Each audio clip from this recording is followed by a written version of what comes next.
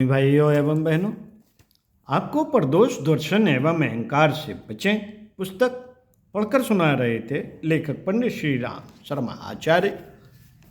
इसी पुस्तक में अंतिम विषय मंगल सोचिए मंगल करिए पढ़कर सुनाते हैं और पुस्तक का समापन करते हैं। अच्छी लगे तो लोगों को भेजिए, ग्रुप में फेसबुक में शेयर कीजिए, व्हाट्सएप के माध्यम से भेजिए। ये विचार क्रांति है साथियों।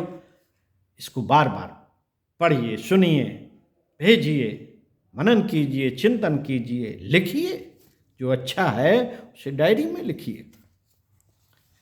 पता नहीं क्या हो जाएगा, आप करिए तो करके देखिए, कुछ ना कुछ हो जाएगा। आपके स्वभाव में निश्चित ही फर्क पड़ जाएगा। अपने गुणों को देखते हुए मुग्ध हो रहे हैं साथियों। जब दोस्त दिखेंगे तो और मजा आएगा और महानता की सीढ़ियों पर चढ़ना शुरू कर देंगे आप। तो इसी क्रम में साथियों आगे पढ़कर सुनाते हैं आपको मंगल सोचिए मंगल करिए। मित्रों, इस विश्व में जो भी श्रेष्ठता, सौंदर्य और महानता दिखाई दे वह मनुष्य के सद्विचारों और सत्कर्मों का ही परिणाम है। अपनी अच्छी बुरी भावनाओं के अनुसार ही जीवन में क्रियाशीलता उत्पन्न होती है। जो हम सोचते हैं वही करते हैं। इसी के अनुरूप अच्छे बुरे कर्मों का दंड या पुरस्कार मिलता है। कर्म का महत्व जो जी में आए करने से नहीं होता कि जब मन आया चट खा ली, चलो फलाने होटल में चलते हैं, चलो फलाने रिसॉर्ट में चलते हैं, चलो वहां घूम आते हैं। जो जी में आया, जो जी में आए करने से नहीं होता कर्म का महत्व, वरन उसके भले या बुरे प्रतिफल से होता है। आम का पेड़ लगाना या बबूल बोना, दोनों क्रियाएं एक जैसी हैं, कर्म दोनों में हो रहा है। दोनों क्रियाएं एक जैसी हैं। शक्ति, उद्यम व साधन दोनों को ही एक समान ही जुटाने पड़ते हैं, किंतु आम रोपने का प्रतिफल सुंदर स्वादयुक्त फल, घनी छाया है और बबूल से न तो छाया मिलती है और न मीठे फल। कांटे बिखेर कर दूसरों को दुख व पीड़ा पहुंचाने का अपकार ही बबूल से बन सकता था। इसके लिए उसकी सर्वत्र निंदा व भर्त्सना ही की जाती है। मित्रों, मनुष्य स्वतः अच्छा या बुरा नहीं, यह ढलाव तो विचारों के सांचे में होता है। गीली मिट्टी को विभिन्न प्रकार के सांचे में दबाकर भली भांति के खिलौने बनाते हैं। विचारों के सांचे में व्यक्ति का निर्माण होता है। दूषित स्वार्थपूर्ण विचारों से मनुष्य हीन बनता है। दुष्टतापूर्ण दुष्कर्मों के कारण वह दुख और त्रास पाता है। मंगल चिंतन व शुभ कर्मों से आंतरिक सौंदर्य के दर्शन होते हैं। श्री समृद्धि और सफलता का सुख मिलता है। साथियों, बुरे विचारों की कीचड़ में फंसा हुआ व्यक्ति अपना प्रभाव खो देता है। यद्यपि उसकी नैसर्गिक पवित्रता नष्ट नहीं हुई, उसकी शक्ति ज्यों की त्यों बनी हुई है, किंतु मान गिर जाना, मान गिर गया, कीमत गिर गई। कुविचार और कुकर्म सदैव मनुष्य को अधोगामी बनाते हैं। देखने में आता है कि लोग प्रायः दूसरों के ऐब निकालते रहते हैं।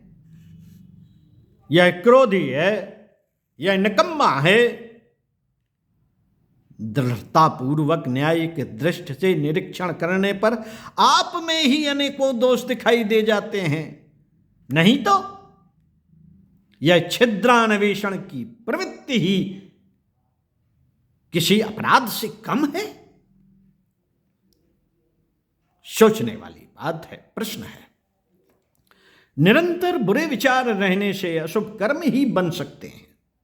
कटुता, कलह, द्वेष, दुर्भाव, विभाजन तथा असहयोग ही इसके परिणाम हो सकते हैं। अपने में जो थोड़ी बहुत गुणों की पूंजी है, इसी पर प्रसन्नता अनुभव करे और उसे विकसित करे तो मनुष्य एक दिन महानता की मंजिल तक पहुंच जाता है।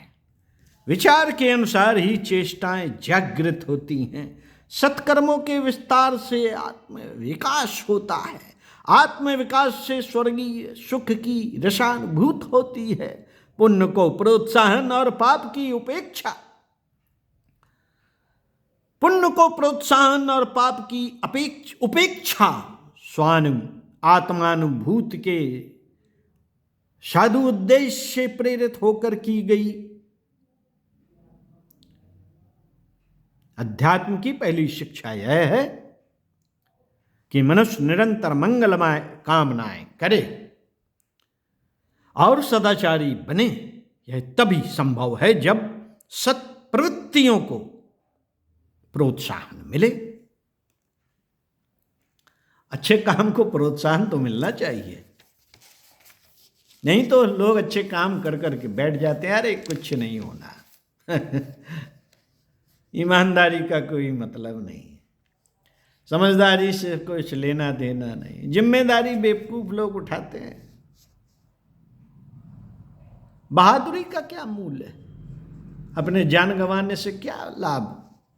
भिड़ पड़े, लड़ पड़े, उसने गोली मार दी, मर गए, क्या फायदा बहादुरी का? ऐसे लोग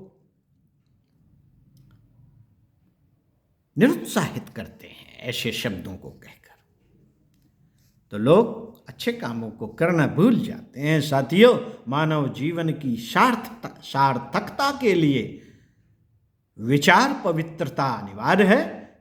केवल मात्र ज्ञान, भक्ति और पूजा से मनुष्य का विकास एवं उत्थान नहीं हो सकता। पूजा, भक्ति और ज्ञान की उच्चता व श्रेष्ठता का व्यवहारिक रूप से प्रमाण देना पड़ता है।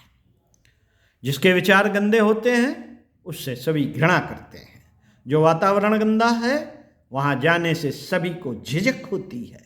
शरीर गंदा रहे तो स्वस्थ रहना जिस प्रकार कठिन हो जाता है, उसी प्रकार मानसिक पवित्रता के अभाव में सज्जनता, प्रेम और सद्व्यवहार के भाव नहीं उठ सकते। आचार विचार की पवित्रता से ही व्यक्ति का सम्मान व प्रतिष्ठा होती है। साथियों, सतोगुणी विचारों से प्रेरित मनुष्य का खान पान, रहन सहन, वेशभूषा भी पवित्र होती है। मन वचन कर्म में सर्वत्र शुचिता के दर्शन होते हैं। ऐसा व्यक्ति सभी के हित व कल्याण की बात सोचता है, सभी की भलाई में अपनी भलाई मानता है। इससे दैवी संपत्तियों का विस्तार होता है और सुख की परिस्थितियां बढ़ने लगती हैं।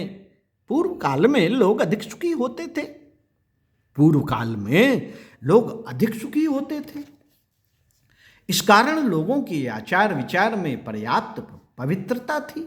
अनैतिक कर्मों के बाहुल्य के कारण इस समय दुखों का बाहुल्य हो रहा है।